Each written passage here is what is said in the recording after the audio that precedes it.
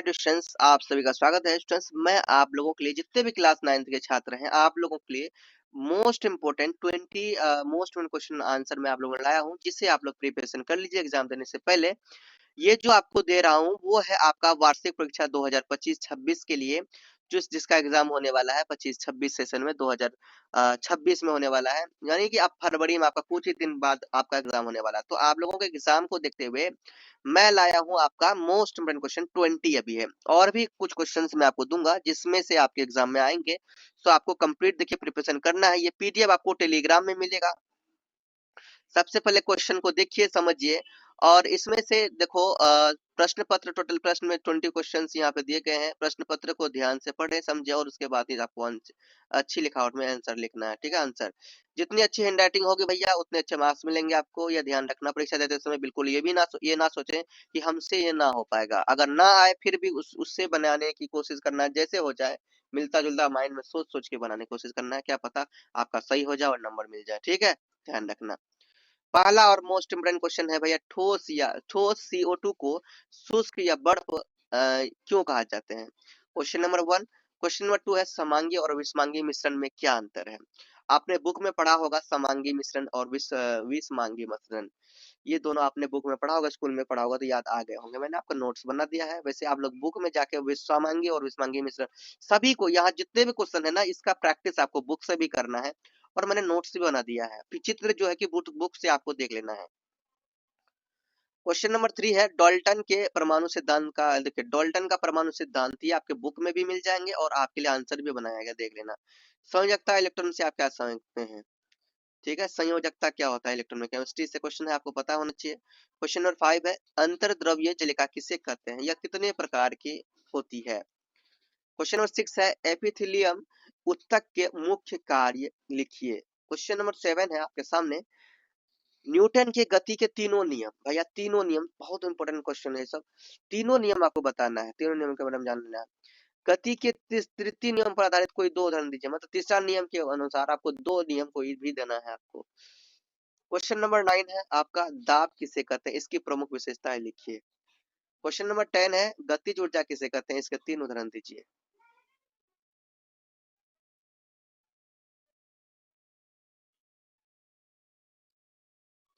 Question number 11 है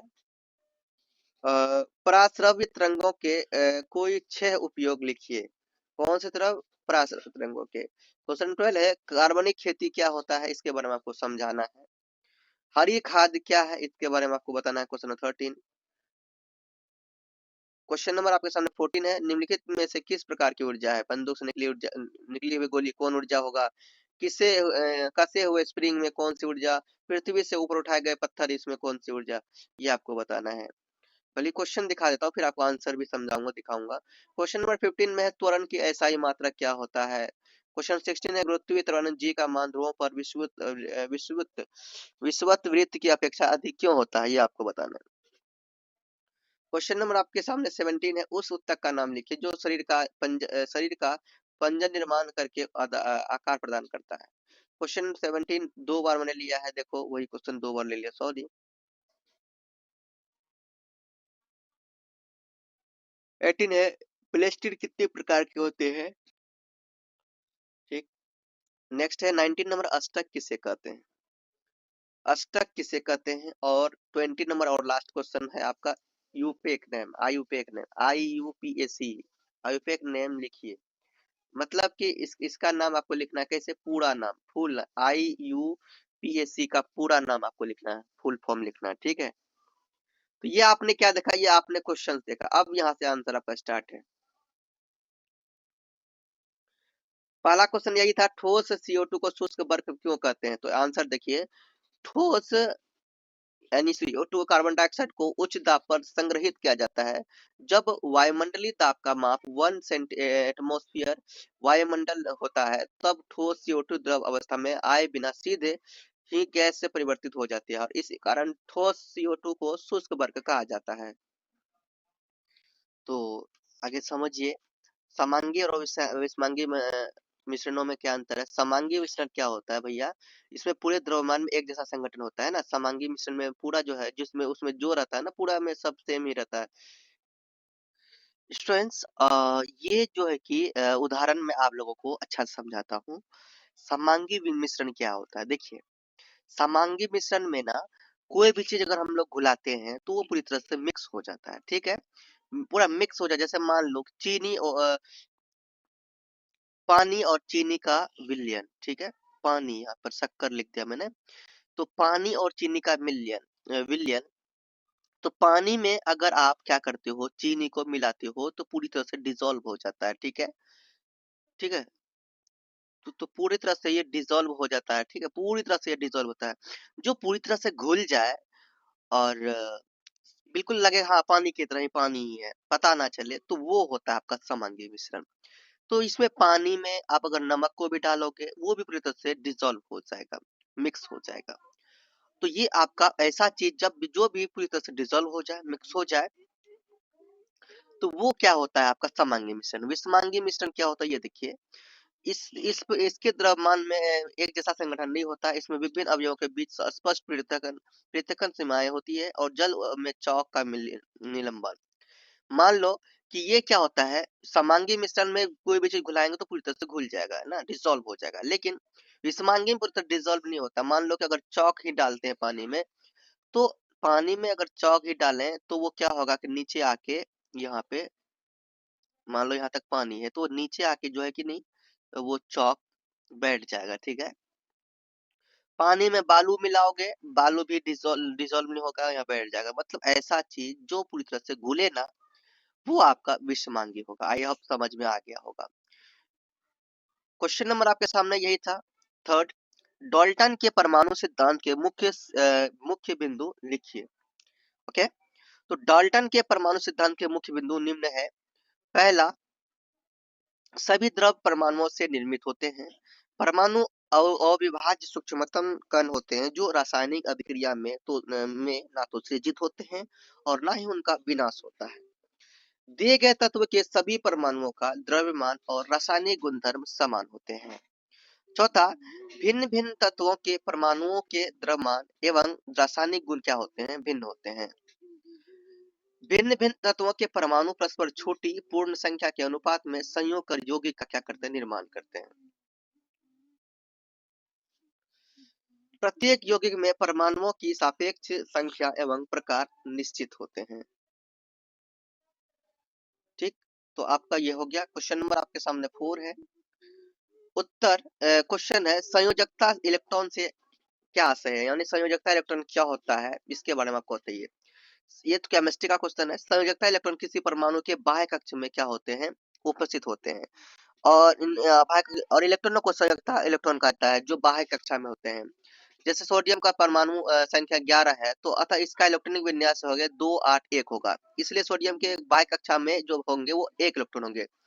यानी कि सोडियम के सोडियम के जो कि इलेक्ट्रॉनिक विन्यास अगर बनाना पड़ेगा, तो मान लो कि सोडियम का पहले 2, फिर 8 और ये 1। तो ये 2 8 1 में ये बाह्यतम कक्षा में जो होगा 1 इलेक्ट्रॉन होगा। यही होता है संयोजकता, है ना। संयोजकता यही संयोग कर सकता है, ठीक।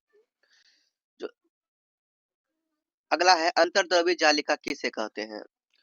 अंतर्द्रव्य जालिका कोशिका के अंदर या कोशिकांग झिल्ली युक्त नलिकाओं तथा सीट का एक विशाल तंत्र होता है। ये लंबी नलिका अथवा गोल या आयताकार थैलों की तरह दिखाई देती है। इनकी रचना भी प्लेज्मा झिल्ली की तरह होती है। अंतर्द्रव्यी नलिका दो प्रकार की होती है। खुरदरी अंतर्द्रव्यी नलिका, इन सोडियम इन पर राइबोसोम लगे होते हैं जिस पर प्रोटीन का संश्लेषण होता है।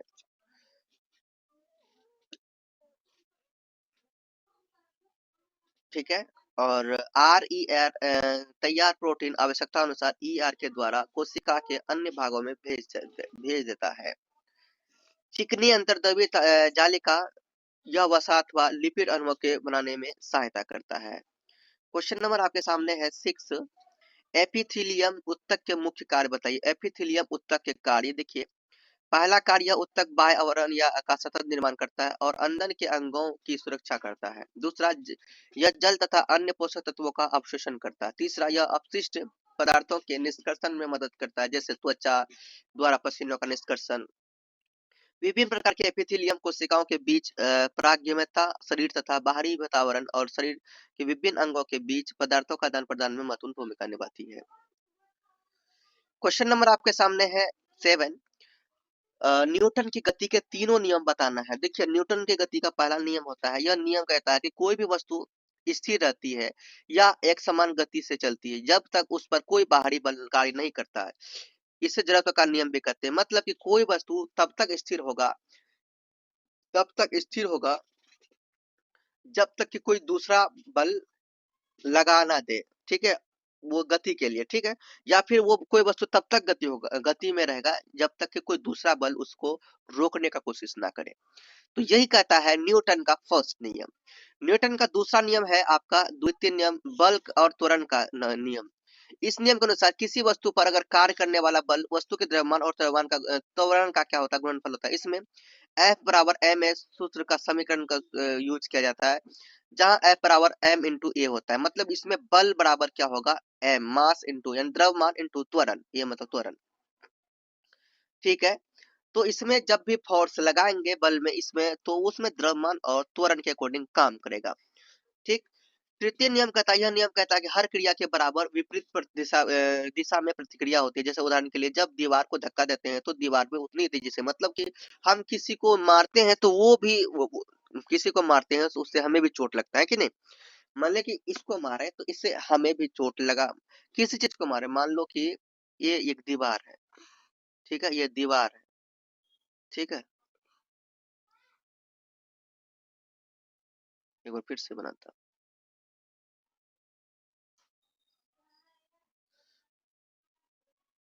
ठीक है, ये दीवार है, ठीक, ठीक है। तो दीवार में अगर आप यहाँ पे मारते हैं, जो जोर से मुक्का मारते हैं, तो दीवार भी आपको उतना ही तेजी से मुक्का मारेगा। तो यही कहता है तृतीय नियम कि जैसे हम मारेंगे वैसा ही प्रतिक्रिया वो देगा, विपरीत। गति के तृतीय नियम पर आधारित कोई दो उदाहरण दीजिए। तो तृतीय नियम के लिए मान लो कि एक बंदूक से गोली छोड़ने की अवस्था में बंदूक द्वारा गोली पर आगे की ओर एक बल गुरुपित होती है। गोली भी बंदूक पर एक समान परंतु विपरीत दिशा में बल लगाती है। इससे बंदूक पीछे की ओर क्या होता है, प्रक्षेपित हो जाती है। जब एक नाभिक, दो एग्जांपल देना था, मान लो कि कभी बंदूक से किसी को गोली कोई मारता है तो गोली बंदूक से अगर गोली निकलता है तो झटका जो लगता है दोनों को, बंदूक से गोली भी निकलता है और वो विपरीत झटका भी देता है, ठीक है, हाथ में। तो हाथ में झटका भी महसूस होता है, झटका भी लगता है, क्योंकि झटका महसूस होते ही वो क्या होता है, गोली आपका ये होता है। तो इस तरह से आपने यहाँ पर दो एग्जांपल दे सकते हो। बंदूक से गोली छोड़ने की अवस्था में गोली पर आगे की और एक बल जो लगता है उसी को हम लोग गुरुत्वित होता है। एक बल क्या होता है, लगता है, और गोली भी बंदूक पर एक समान परंतु विपरीत दिशा में, मतलब कि मान लो गोली आगे जाएगी, खट बोल देना, मतलब फट, है ना। बंदूक मारते हो तो भाई आपको पता होना चाहिए, अब देख लेना इसका, तो उसमें विपरीत प्रतिक्रिया भी होती है। जब एक नाविक नाव से आगे की ओर कूदता है तो नाव पर लगने वाला जो प्रतिक्रिया बल नाव को पीछे की ओर जाता है ना।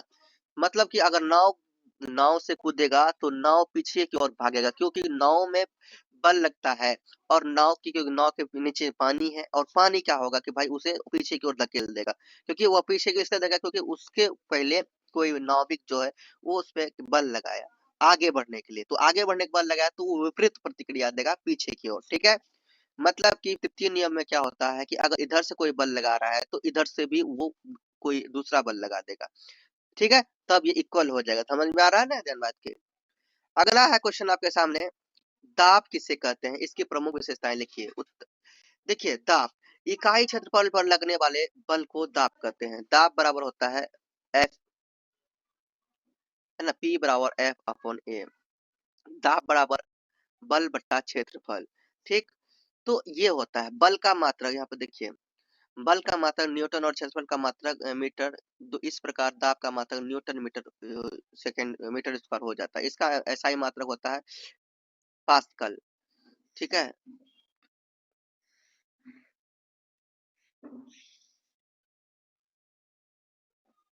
पिन, कुल्हाड़ी, कील, चाकू, कैंची आदि औजारों में बल का प्रभाव बढ़ाने के लिए क्षेत्रफल को कम किया जाता है।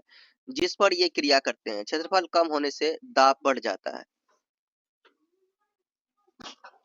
क्वेश्चन नंबर आपका 10 है, गतिज ऊर्जा किसे कहते हैं? इसके कोई 3 उदाहरण दीजिए। गतिज ऊर्जा किसी वस्तु में उसकी गति के कारण निहित ऊर्जा को गतिज ऊर्जा कहते हैं। किसी वस्तु की ऊर्जा गतिज ऊर्जा उसकी चाल के साथ बढ़ती है। गतिज ऊर्जा के उदाहरण, वायु की गतिज ऊर्जा से पवन चक्की चलती है।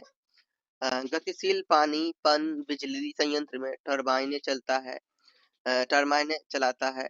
और एक बंदूक की गोली लक्ष्य को गतिज ऊर्जा के कारण ही भेद पाती है। ठीक है, ये आंसर आप लोग देख लीजिए। क्वेश्चन नंबर आपका 11 है, प्राश्रव्य तरंग के 6 उपयोग लिखिए। पहला उपयोग है मांसपेशियों के दर्द और जोड़ों के दर्द के निवारण में इनकी क्या होती है? सहायता ली जाती है। प्राश्रव्य तरंग से गुर्दों की पथरी की जांच की जाती है। प्राश्रव्य तरंगों का प्रयोग शरीर के भीतर होने वाले कैंसर और मांसपिंडों को जांचने में किया जाता है। इन तरंगों से भ्रूण की जांच की जा सकती है। इससे समुद्र की गहराई मापी जा सकती है। छठा, हवाई जहाजों, रेलवे लाइनों तथा पाइपों के दोषों को इनकी सहायता से ढूंढा जा सकता है। क्वेश्चन नंबर आपका 12 है, कार्बनिक खेती क्या है? कार्बनिक खेती यह खेती करने की वह पद्धति है जिसमें रासायनिक उर्वरक, कीटनाशी, शाकनाशी आदि का उपयोग बहुत कम या बिल्कुल नहीं होता है। इस पद्धति में अधिकाधिक कार्बनिक खाद पर कृषि अपशिष्ट, पुआल या पशुधन का पुनर्चक्रण, जैविक कारक जैसे कि नील हरित शैवाल का संवर्धन जैविक उर्वरक बनाने में किया जाता है। नीम की पत्तियों तथा हल्दी का विशेष रूप से जैव कीटनाशक के रूप में खाद संग्रहण में प्रयोग किया जाता है। अतः कार्बनिक खेती सबसे सुरक्षित और अधिक उत्पादन देने वाली खेती है। अगला क्वेश्चन है प्रश्न नंबर 13, हरी खाद क्या है? फसल उगाने से पहले पटसन, मूंग, ज्वार आदि को उगाकर उन्हें हल की सहायता से खेत की मिट्टी में मिला देना, यही क्या है? हरी खाद है। ठीक है, अगला क्वेश्चन 14 है, निम्नलिखित में से किस प्रकार की ऊर्जा है? बंदूक से निकली हुई गोली, ये गतिज ऊर्जा है, ध्यान रखना। बंदूक से निकली हुई गोली कौन सा है? गतिज ऊर्जा। कसे हुए स्प्रिंग में कौन सा ऊर्जा? स्थितिज ऊर्जा। पृथ्वी से ऊपर उठाए गए पत्थर में स्थितिज ऊर्जा पाए जाते हैं। ठीक, चलो अगला क्वेश्चन नंबर आपके सामने 15 है भैया, कि त्वरण की एसआई और इकाई प्रति मीटर वर्ग बताइए। तो त्वरण की एसआई जो होता है मीटर पर सेकंड स्क्वायर होता है। ठीक है, त्वरण की एसआई मतलब मीटर पर सेकंड स्क्वायर। क्वेश्चन नंबर 16 है, गुरुत्वीय त्वरण जी का मान ध्रुवों पर विषुवत वृत्त की अपेक्षा अधिक क्यों होता है? पृथ्वी की त्रिज्या ध्रुव से विषुवत वृत्त की और जाने पर बढ़ती है और इसलिए जी का मान ध्रुवों पर अधिक होता है। क्वेश्चन नंबर 17 है, उत्तक का नाम लिखिए। उस उत्तक का नाम लिखिए जो शरीर का पंजर निर्माण करके आकार प्रदान करता है। अस्थि संयोजी उत्तक होता है वो। क्वेश्चन नंबर आपके सामने 18 है, प्लेस्टिड कितने प्रकार के होते हैं? 2 प्रकार के होते हैं, क्रोमोप्लास्ट जो रंगीन प्लास्टिक होता है और ल्यूकोप्लास्ट जो श्वेत रंगहीन प्लास्टिक होता है। स्टूडेंट्स अगला क्वेश्चन आपके सामने है, अष्टक किसे कहते हैं? 8 इलेक्ट्रॉन युक्त बाह्यतम कक्ष को ही अष्टक कहते हैं। ठीक है, तो ये आपका अष्टक होता है, देख लो अष्टक किसे कहते हैं। अगला है यूपैक नेम क्या? IUPAC क्या होता है इसका भाई फुल फॉर्म? तो इसका फुल फॉर्म होता है international union of pure and applied chemistry. Pure and applied chemistry. ठीक है, ये होता है आपका आयुपेक नेम का पूरा नाम, यानी इसका फुल फॉर्म होता है। इस तरह से आपका कंप्लीट जो भी 20 मोस्ट क्वेश्चन था उसका आंसर भी करवा दिया। ये समझ लो हिंट था, ये सब हिंट था, इसी में और भी जोड़ के आप लिख सकते हैं, बुक से आप लोग मिलाकर लिख सकते हैं। ये पीडीएफ आपको फ्री दे रहा हूँ स्टूडेंट्स, वीडियो को लाइक और चैनल को सब्सक्राइब जरूर कर लीजिए, क्योंकि आपका एग्जाम का प्रिपरेशन करवाना है हमें। आप लोग सपोर्ट करेंगे तभी तो एग्जाम का प्रिपरेशन कराऊंगा। एग्जाम में भैया अच्छे मार्क्स आएंगे अगर आप मेरे चैनल में जुड़े रहेंगे तो। वीडियो का पीडीएफ आपको मिलेगा टेलीग्राम में फ्री में, और ये जो है आपका इंस्टा आईडी है, इसमें motivation inspiration related reels upload की जाती है। इसमें कोई डाउट हो तो आप पूछ सकते हैं। तो मिलते हैं नेक्स्ट वीडियो, तक के लिए बाय। बोलिए प्रेम से रहो, प्रेम से पढ़ो, प्रेम से बोल।